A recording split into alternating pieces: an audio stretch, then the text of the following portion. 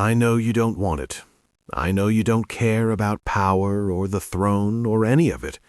But we need you, and more importantly, we need what you are. Tyrion Lannister says these words to Bran Stark in Season 8, Episode 6, moments before proposing him as King of the Six Kingdoms to the assembled lords of Westeros. It's the most important political decision in the entire series, the choice that will determine the future of the Seven Kingdoms, the moment that decides whether the cycle of violence, revenge, and dynastic war continues, or whether something genuinely new can emerge from the ashes of Daenerys Targaryen's destruction. And the choice is made by a prisoner in chains, a man awaiting execution for treason, a dwarf who has spent his entire life being dismissed, mocked, and underestimated by every lord and lady in the realm.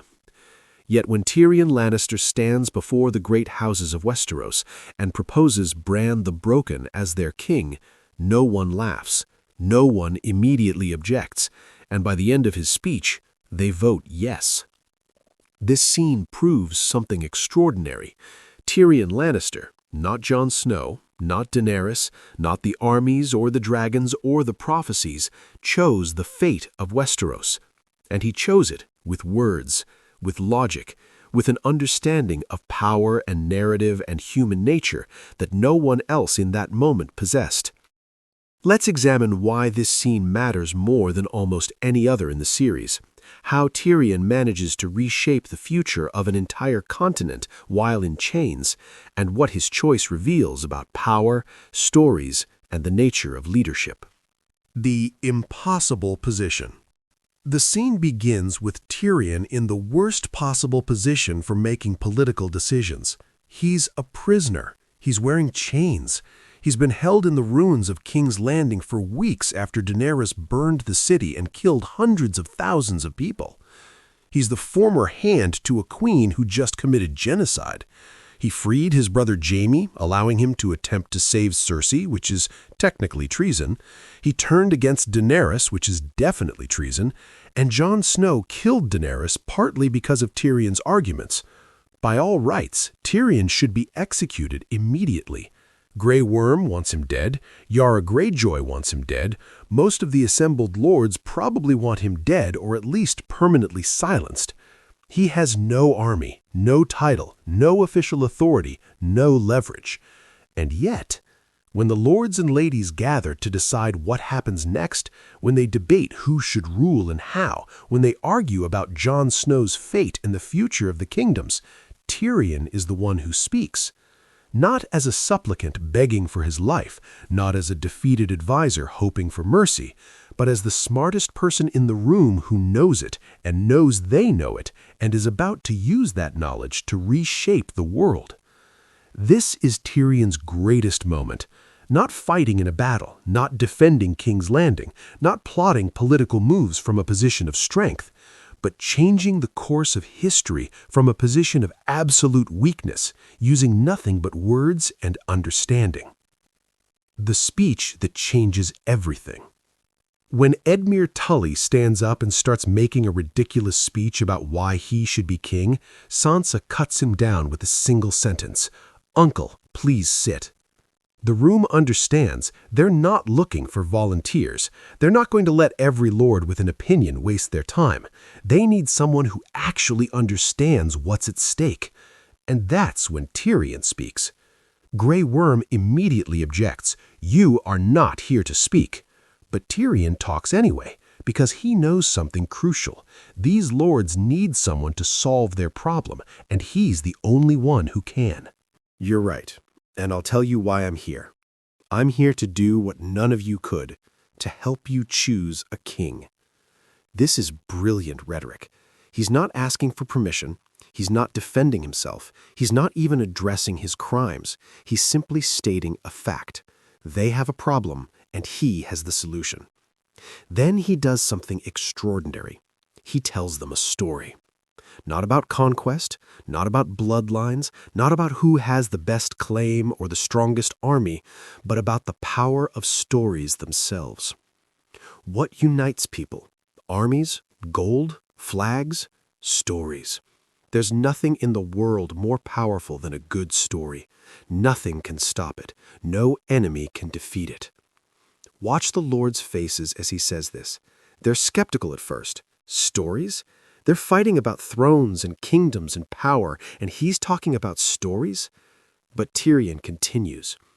And who has a better story than Bran the Broken, the boy who fell from a high tower and lived? He knew he'd never walk again, so he learned to fly. He crossed beyond the wall, a crippled boy, and became the three-eyed raven. This is masterful. Tyrion is reframing everything. Bran's not a cripple. He's the broken, someone who was destroyed and became something greater. He's not weak. He's transcendent. He's not politically ambitious. He's beyond politics entirely. And most importantly, Bran's story is complete. It's a narrative everyone can understand and accept. The boy who fell and rose again, the hero's journey, the myth made real. He is our memory, the keeper of all our stories, the wars, the weddings, the births, the massacres, the famines, our triumphs, our defeats, our past. Who better to lead us into the future? By the time Tyrion finishes, the entire dynamic has shifted. They're not voting on who has the best claim or the strongest army. They're voting on whether they believe in the story Tyrion just told them. And one by one, they say yes. Why this choice matters. On the surface, choosing Bran as king seems almost accidental, random. He's been silent for the most of the final season. He barely seems human anymore. He's not a warrior, not a politician, not even particularly interested in ruling. But that's exactly why Tyrion chooses him. Because Tyrion understands something the other lords don't. The problem with Westeros isn't that it needs a stronger king or a better dynasty. The problem is the entire system of hereditary monarchy itself. Robert's rebellion started because of hereditary right. The War of the Five Kings started because of hereditary claims. Daenerys' entire campaign was built on her hereditary right to the throne. Every war, every massacre, every catastrophe in Westeros' history comes from people fighting over whose blood gives them the right to rule. Bran breaks that cycle. He can't have children. The throne won't pass to his heirs. When he dies, the lords will have to choose again. They'll have to evaluate candidates based on merit, wisdom, capability, not just bloodline. It's not a perfect solution, it's not even a permanent one, but it's a start. It's the first step toward a system where power is earned rather than inherited. And Tyrion knows this. He's not just choosing a king, he's choosing a principle, a different way of organizing power. He's ending the Game of Thrones by putting someone on the throne who doesn't want to play. The layers of Tyrion's logic. What makes Tyrion's choice so brilliant is how many different levels it works on simultaneously. Practical politics. Bran is acceptable to everyone because he threatens no one. The North is independent, so he's not favoring his own kingdom. He has no ambitions, no family to promote, no debts to repay. Every other candidate would alienate someone. Bran alienates no one. Symbolic power. The story Tyrion tells about Bran is mythologically satisfying. The broken boy who learned to fly, the keeper of memory, the wise sage who transcends normal human concerns. It's the kind of story people can believe in, rally around, tell their children. Systemic change. By choosing someone who can't have heirs, Tyrion is quietly dismantling hereditary monarchy. Future kings will be chosen, not born. This is revolutionary, even if most of the lords don't realize it yet. Personal redemption. Tyrion has spent the last season making catastrophic mistakes. He trusted Cersei when he shouldn't have. He believed in Daenerys long after he should have seen her madness. He failed repeatedly to prevent disaster. Choosing Bran is his way of finally getting something right, of using his intelligence for genuine good rather than serving power. Protection for Jon. By putting Bran on the throne, Tyrion removes Jon as a threat and a target.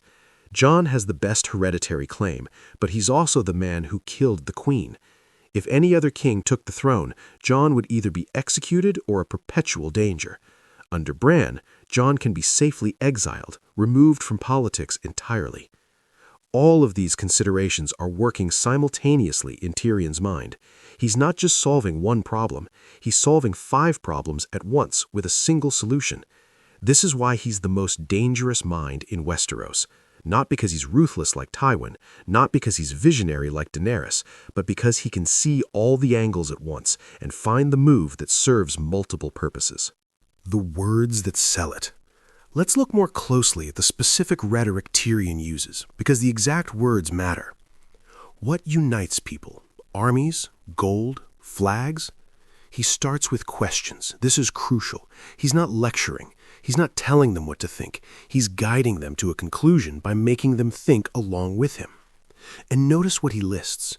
Armies, force, gold, wealth, flags, symbols of power.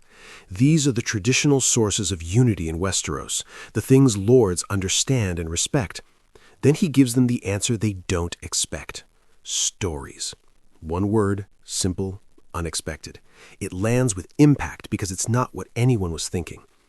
There's nothing in the world more powerful than a good story. This is the thesis statement, the core argument, and it's brilliant because it's true, even though it sounds idealistic. Think about what drives people in Game of Thrones, not just immediate self-interest, but the stories they believe about themselves. Ned Stark died for honor because he believed in the story of the honorable Stark. Daenerys burned King's Landing because she believed in the story of the Dragon Queen who would break the wheel. Jon Snow gave up everything repeatedly because he believed in the story of duty and sacrifice. Stories are power, and Tyrion knows it. Who has a better story than Bran the Broken? This question is genius because it's both rhetorical and genuine. Who does have a better story? Jon's story is tainted by regicide. Sansa's story is about surviving abuse, which is powerful but not inspiring. Arya's story is about becoming a killer. Gendry's story is too thin. Bran's story is mythological, clean, complete, satisfying in a narrative sense. And by framing the question this way, Tyrion makes disagreement difficult. If you want to oppose Bran, you have to argue either that someone else has a better story, which is hard to do, or that stories don't matter, which sounds cynical and small-minded. He is our memory. This is the final piece. Tyrion elevates Bran beyond politics entirely. He's not just another lord with a claim. He's something transcendent. He's living history. He's the collective memory of all of Westeros. How do you argue against that? How do you say, no, I want someone who doesn't remember everything and isn't wise beyond normal human concerns? You can't. Not without sounding petty and selfish. By the time Tyrion finishes his speech, he's not asking them to choose Bran. He's given them a framework where choosing Bran is the only logical, honorable, forward-thinking option. And they agree. Here's what's extraordinary about this moment. Bran says almost nothing. When Tyrion proposes him, Bran just looks at him. When the lords debate, Bran is silent. He doesn't campaign, he doesn't make promises, he doesn't even clearly say yes until they've already voted. And when he does finally speak, his first words are, "Why do you think I came all this way?" This line has been controversial among fans. Does it mean Bran manipulated everything? That he wanted the throne all along? That he saw this future and orchestrated it? Maybe, but that's not what matters in this scene. What matters is that Bran's silence makes Tyrion's speech more powerful. Bran isn't selling himself. He's not arguing for his own right to rule. He's just there, existing, being what he is. The three-eyed raven doesn't campaign. He doesn't need to. And this is exactly what Tyrion is counting on. If Bran argued for himself, it would undermine the entire point. It would make him just another ambitious lord seeking power. But Bran's silence confirms everything Tyrion says about him. He doesn't want power. He doesn't care about the throne. He's accepted this role the same way he's accepted everything else, as part of a larger pattern he can see but doesn't need to explain. This makes him perfect, not in spite of his silence, but because of it. Tyrion is selling a story. Bran is living proof that the story is true. The vote that changes everything. When Tyrion finishes his speech, there's a moment of silence. The lords look at each other. They're processing, considering. Then Sansa speaks. "I love you, little brother. I always will. You'll be a good king, but the North will remain an independent kingdom." This is crucial. Sansa is setting a precedent. She's saying yes to Bran as king, but no to the unified Seven Kingdoms. She's accepting the story Tyrion told while also claiming the right to self-determination. And Bran accepts this. All right. Just like that. No argument, no insistence that the kingdoms must remain unified. He lets the North go. This is the moment the Seven Kingdoms become the Six Kingdoms, and it happens without war, without negotiation, without conflict, because Bran doesn't need to rule the North. He doesn't need complete control. He's not trying to conquer. He's trying to maintain peace. Then, one by one, the other lords vote yes. Yara Greyjoy, who wanted Daenerys on the throne, votes yes. The new Prince of Dorne votes yes. Edmure Tully, who wanted to be king himself, votes yes, after being humiliated by Sansa, but still. Brienne, representing the Stormlands, votes yes. Davos, representing the remnants of the Baratheon forces, votes yes. Samwell Tarly votes yes. And just like that, it's done. Bran the Broken is king of the Six Kingdoms, not because of his army, not because of his claim, not because of conquest or politics or blood, but because Tyrion Lannister told them a story and they believed it. What Tyrion understands about power. This scene reveals something fundamental about Tyrion that's been true throughout the entire series. He understands that power is perception. His father, Tywin, believed power was force, military strength, economic control, fear, and dominance. Daenerys believed power was destiny, dragons, liberation, the moral right to rule. Cersei believed power was ruthlessness, the willingness to do whatever it takes. Jon Snow believed power was duty, serving others, sacrifice. But Tyrion understands something deeper. Power is the story people believe about power. If people believe you have authority, you have authority. If they believe you're wise, you're wise. If they believe the story you're telling about the future, that story becomes real. This is why Tyrion can stand in chains before the great lords of Westeros and change the course of history, because he understands that in this moment, what matters isn't his legal status or his past crimes. What matters is whether he can tell a story compelling enough to make them forget he's a prisoner and remember he's the smartest person they've ever met. And he does. He tells them a story about a broken boy who became their memory and their future, and they believe it. Not because it's necessarily true in any objective sense, but because it's satisfying, because it solves their problems, because it gives them a way forward that doesn't require more war or more bloodshed or more cycles of revenge. Tyrion has spent 8 seasons learning this lesson. In Season 2, he defended King's Landing using tricks and wildfire and clever strategy. In Seasons 3 and 4, he navigated court politics by understanding what people wanted and how to give it to them. In Seasons 5 through 8, he failed repeatedly when he tried to play the game like his father, using force and logic and calculation. But here, in this final crucial moment, he returns to his greatest strength, understanding that people are moved by stories more than facts, by narrative more than logic, by the feeling that something is right more than the proof that it is. The price of the choice. Tyrion's choice to make Bran king comes with costs, serious costs. Jon Snow is exiled. The man who killed Daenerys, who saved the world from the Night King, who gave up everything repeatedly for duty and honor, is sent back to the Night's Watch. Back to the Wall, back to the frozen north, separated from his family forever. This is the price of peace.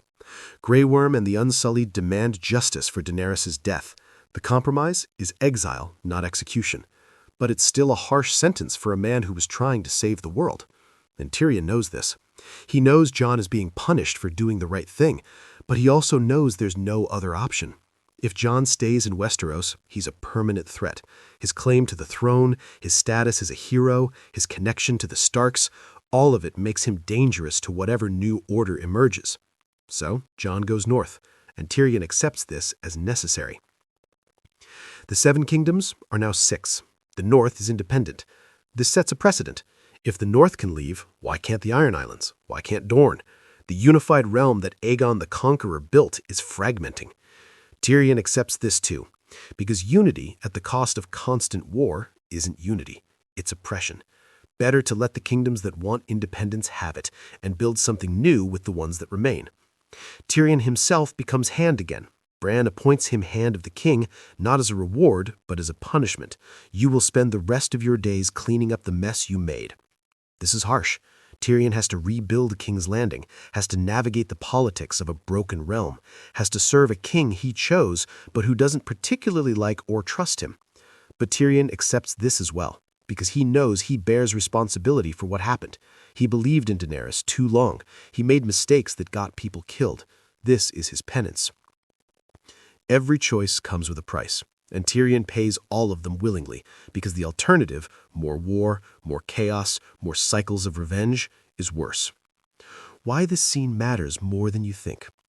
In a show full of battles and dragons and dramatic confrontations, this scene is easy to overlook. It's just people talking, just a meeting, just a decision made in the ruins of the dragon pit. But this scene is more important than the Battle of Winterfell, more important than the burning of King's Landing, more important than Jon killing Daenerys. Because this is the scene where the future is decided. Not through violence, not through prophecy, not through destiny or dragons or divine right, but through words, through understanding, through one brilliant, damaged, underestimated man standing in chains and reshaping the world with nothing but rhetoric and insight. Tyrion Lannister chose the fate of Westeros. Not because he had power, but because he understood it better than anyone else alive. He understood that stories matter more than swords, that perception is power, that the future belongs not to whoever conquers, but to whoever can articulate a vision people want to believe in. And in that understanding, in that moment, in that speech, Tyrion became the most important person in Westeros. Not a king, not a conqueror, but the man who decided who would be king, and in doing so, changed everything. The final truth. The scene ends with Bran being crowned. The lords disperse. The world moves on. And Tyrion, the prisoner in chains who just chose a king and shaped the future of a continent, gets to work, cleaning up the mess, rebuilding the world, serving the king he created. It's not a triumphant ending. Tyrion doesn't get glory or reward or recognition. He gets work, responsibility, the weight of having changed everything and now having to make sure it doesn't all fall apart. But there's something fitting about this. Because Tyrion was never meant to be a king or a hero or a legend. He was meant to be the smartest person in the room who uses that intelligence to make the world slightly better than he found it. And in this scene, in this moment, standing in chains before the great lords of Westeros and telling them a story about a broken boy who became a wise king, Tyrion Lannister does exactly that. He doesn't conquer Westeros, he doesn't rule it, he doesn't even particularly want to be there, but he chooses its fate, with words, with understanding, with the kind of power that doesn't announce itself with trumpets and armies. The quiet power of the right story told by the right person at exactly the right moment. This scene proved that Tyrion Lannister chose the fate of Westeros. Not Jon, not Daenerys, not the prophecies or the dragons or the armies. Just a dwarf in chains who understood one simple truth. In the end, the person who gets to tell the story gets to decide the future. And Tyrion told the best story.